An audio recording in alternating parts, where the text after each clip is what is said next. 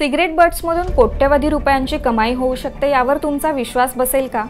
थोडं अवघड आहे, पण तुमची जर वेगळा विचार करण्याची तयारी असेल तर प्रयत्ने वाळूचे कण रगडिता तेलही गळे या म्हणीची प्रचिती नक्कीच येऊ शकते। नवी दिल्लीतल्या युवा उद्योजक नमन गुप्ता यांनी हे सिद्ध करून दाखवले। त्यांच्या कंपनीत कचऱ्यात फेकणाऱ्या सिगरेट बट्समधून खेळणी, कपडे आणि पेपर तयार केले जात आहेत। या उद्योगात त्यांच्यासोबत 2500 कर्मचारी आणि वितरकांची साखळी आहे। नमन गुप्ता यांना ही अनोखी कल्पना कशी सुचली? तर बालपणापासून त्यांचं चार्टर्ड अकाउंट होण्याचं स्वप्न होतं। 2013-14 मध्ये 12वी झाल्यानंतर त्यांनी कॉमर्स मध्ये प्रवेश घेतला। त्यावेळी कॉलेज स्टुडंट्स मध्ये सिगरेट्स ओढण्याचा ट्रेंड असल्याचं लक्षात आलं। त्यांनी अजूनपर्यंत कधी सिगरेट ओढली नाही, परंतु ती ओढल्यानंतर राहिलेला भाग, ज्याला आपण इंग्रजीत बट्स असं म्हणतो, त्याकडे त्यांचं लक्ष गेलं। अनेक जण सिगारेट ओढल्यानंतर बट्स पायाखाली रगडून पुढे निघून जातात, हे त्यांनी पाहिलं। त्यावेळी त्याबाबत त्यांनी विचार सुरू केला। नंतर 2018 मध्ये कॉलेजच्या अंतिम वर्षात असताना त्यांनी सिगारेटचा एक बट उचलून पाहिलं। त्याच्यावर 4 महिने रिसर्च केला। तेव्हा त्यांच्या लक्षात आलं की त्यात फायबर आहे आणि हे फायबर वर्षानुवर्ष सडत नाही।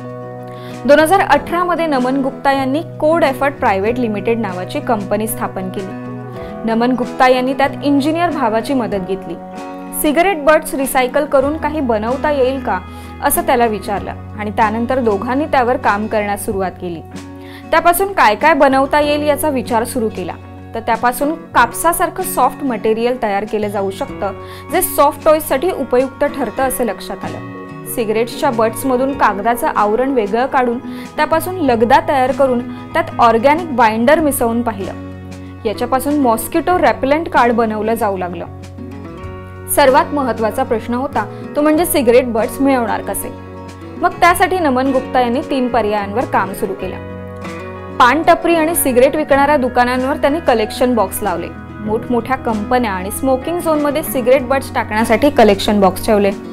त्या ठिकाणी 15 दिवसांची त्यांची टीम जाऊन कलेक्शन करू लागली। नमन गुप्ता यांनी 2018 मध्ये या उद्योगाला सुरुवात केली। तेव्हा 20 लाख रुपयांची गुंतवणूक त्यांनी वडिलांकडून घेतली।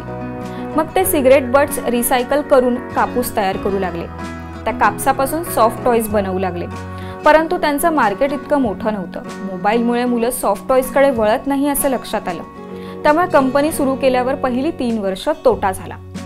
दुसऱ्या पर्यायांवर नमन गुप्ता यांनी विचार सुरू केला। मग 2021 मध्ये घरी सजवण्यात येणारे डेकोरेटेड आयटम्स बनवणं सुरू केलं।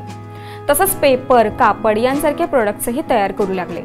बाजारात सॉफ्ट टॉयची मागणी कमी झाल्यावर ते पेपर आणि डेनिम कपडे तयार करू लागले।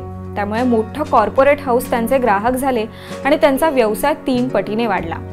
आता 50 पेक्षा जास्त कॉर्पोरेट हाऊस नमन गुप्ता यांच्या उद्योगासोबत जोडले गेलेत। सिगरेट बट्स डिकंपोज करण्यासाठी 10 वर्षांचा कालावधी लागतो। 1 किलो सिगरेट वेस्ट पासून जवळपास 3000 सिगरेट बट्स तयार होतात।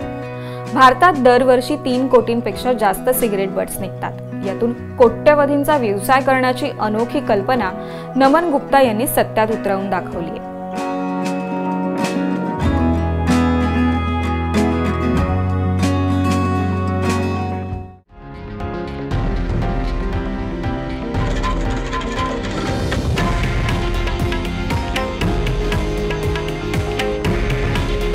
हे आहे देशातील नंबर 1 न्यूज नेटवर्क आणि आपण पाहत आहात TV9 मराठी।